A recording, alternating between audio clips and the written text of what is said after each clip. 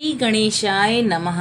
बोलो सियावर रामचंद्र जी की जय। पवन सुत हनुमान जी की जय। श्री रामचरितमानस लंका कांड। अंगद बहुत बार समझाता है रावण को कि वह प्रभु श्री रामचंद्र जी की शरण में चला जाए, लेकिन वह अभिमानवश बिल्कुल भी नहीं सुनता। अब जनि बत बढ़ाव खल करही, सुनु मम बचन मान परिहरही। दस मुख में न बसिठी आयहु, अस बिचारी रघुबीर पठायहु। अरे दुष्ट, अब बत बढ़ाव मत कर, मेरा वचन सुन और अभिमान त्याग दे। हे दशमुख, मैं दूत की तरह संधि करने नहीं आया हूँ। श्री रघुवीर जी ने ऐसा विचार कर मुझे भेजा है।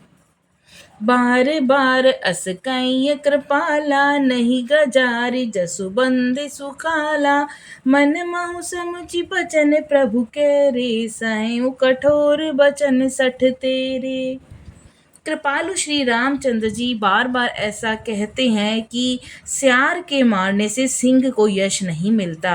अरे मूर्ख, प्रभु के उन वचनों को मन में समझकर ही मैंने तेरे कठोर वचन सहे हैं। नाही तकरी मुख भंजन तोरा, ले जाते सीतई बर जोरा। जाने तब बल अगम सुखारी, सुन हरिया नहीं पर नारी। नहीं तो तेरे मुंह तोड़कर मैं सीता जी को जबरदस्ती ले जाता। अरे अधम, देवताओं के शत्रु, तेरा बल तो मैंने तभी जान लिया था जब तू सूने में पराई स्त्री को चुरा के ले आया था। तेनी सिचर पति गर्भ बहुता, मैं रघुपति सेवक कर दूता। जो न राम अपा नहीं डरहूँ, तो ही देखत अस कौतुक करहूँ। तू राक्षसों का राजा और बड़ा अभिमानी है, परंतु मैं तो श्री रघुनाथ जी के सेवक सुग्रीव का दूत, सेवक का भी सेवक हूँ।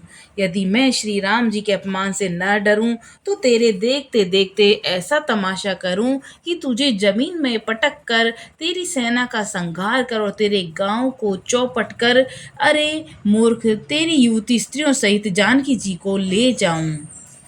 जो अस करऊं तद्दपि बढ़ाई, मोई बंधे नहीं कछु मनुसाई। कौल काम बस कृपिन विमूढ़ा, अति दरिद्र अजसी यदि बूढ़ा। यदि ऐसा करूं तो भी इसमें कोई बड़ाई नहीं है। मरे हुए को मारने में कुछ भी पुरुषत्व बहादुरी नहीं है।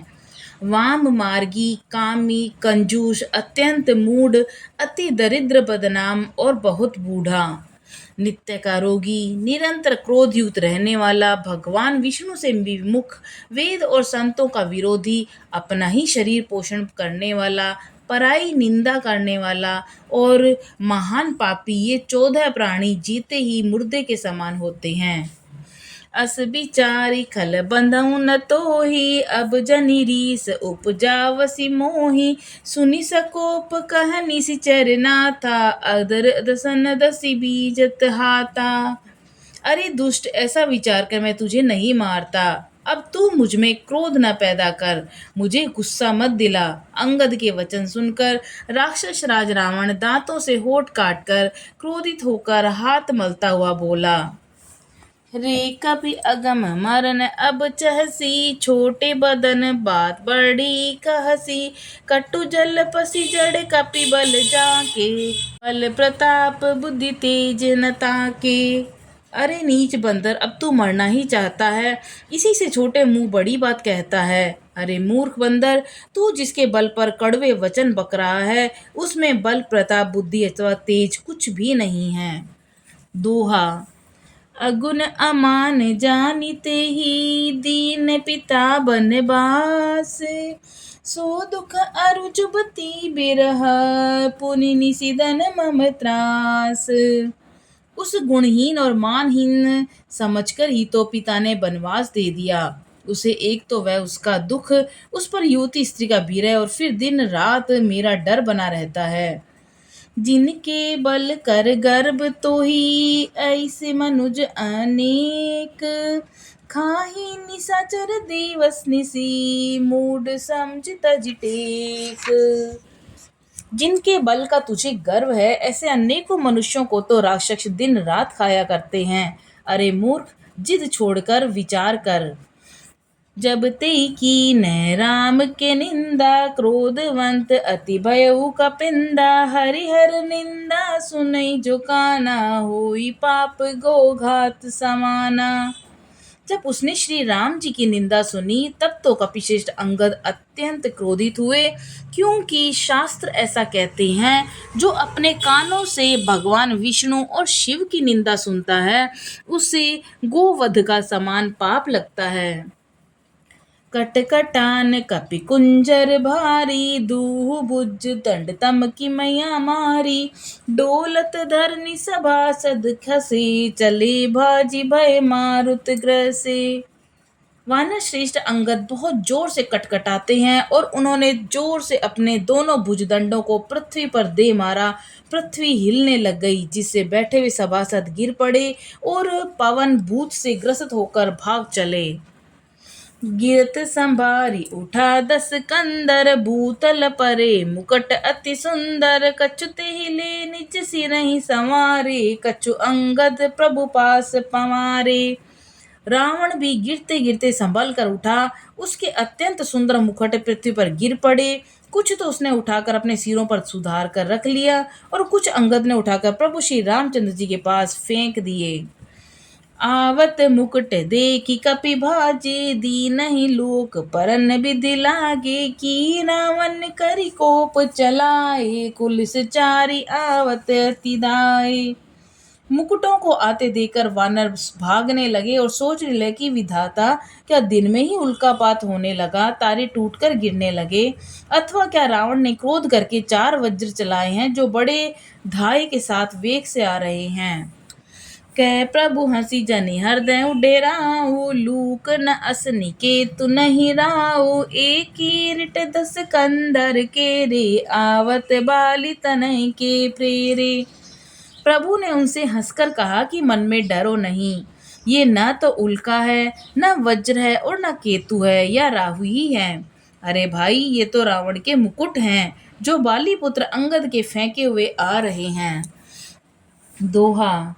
तर की पवन सुत कर गहे, आनि धरे प्रभु पास, कौतुक देखी पालु कपि, दिन कर सरिस प्रकाश। पवन पुत्र श्री हनुमान जी ने उछलकर उनको हाथों में पकड़ लिया और लाकर प्रभु के पास रख दिया। रीछ और वानर तमाशा देखने लगे। उनका प्रकाश सूर्य के समान था। उहाँ सकोपि दसानन सब, सन कहत रीसाई, धरऊ कपि धरि मार सुनी, अंगद मुस्काई। सभा में क्रोध युक्त रावण सबसे क्रोधित होकर कहने लगा कि बंदर को पकड़ लो और पकड़कर मार डालो। अंगद यह सुनकर मुस्कुराने लगे।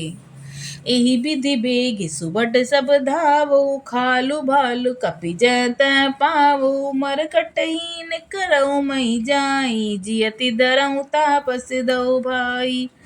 रावण फिर बोला कि इसे मारकर सब योद्धा तुरंत दौड़ो, और जहां कहीं भी रीछ वानरों को पाओ वहीं खा डालो। पृथ्वी को बंदरों से रहित कर दो, और जाकर दोनों तपस्वी भाइयों को जीते जी पकड़ के लाओ। पुनि सकोप बोले जुब राजा, गाल बजावत तो ही न लाजा, मरुगट काटी नीलज कुल घाती, बल बोली की बिहरत नहीं छाती। रावण के ये कोप भरे वचन सुनकर तब युवराज अंगद क्रोधित होकर बोले कि तुझे गाल बजाते लाज नहीं आती? अरे निर्लज्ज, अरे कुलनाशक, गला काट कर आत्महत्या करके मर जा। मेरा बल देखकर भी क्या तेरी छाती फटती नहीं? रेत्रिय चोर कुमारग गामी, खलमल राशि मंदमति कामी, सैन्य पात जल पसी दुर्बाधा, भयसी काल बस खल मनु जाता। अरे स्त्री के चोर, अरे कुमार्ग पर चलने वाले, अरे दुष्ट, पाप के राशि, मंद बुद्धि और कामी, तू सन्निपात में क्या दुर्वचन बक रहा है? अरे दुष्ट राक्षस, तू काल के वश में हो गया है। या को फलू पावे गो आगे, बानर बालू चपेंड चपिट नहीं लागे। राम मनुज बोलत सिबानी, गिरही न तब रसना अभिमानी। इसका फल तू आगे बानर और भालुओं की चपेटे लगने पर पाएगा। राम मनुष्य हैं, ऐसा वचन बोलते ही अरे अभिमानी, तेरी जीभें गिर क्यों नहीं पड़ती। गिरही रसना संशय नाही, सिर नहीं समेत समर मन माही। इसमें संदेह नहीं कि तेरी जीभ अकेले नहीं वरम सिरों के साथ रणभूमि में गिरेगी। सो नर क्यों दस कंद बाली, बंधे जेहि एक सर।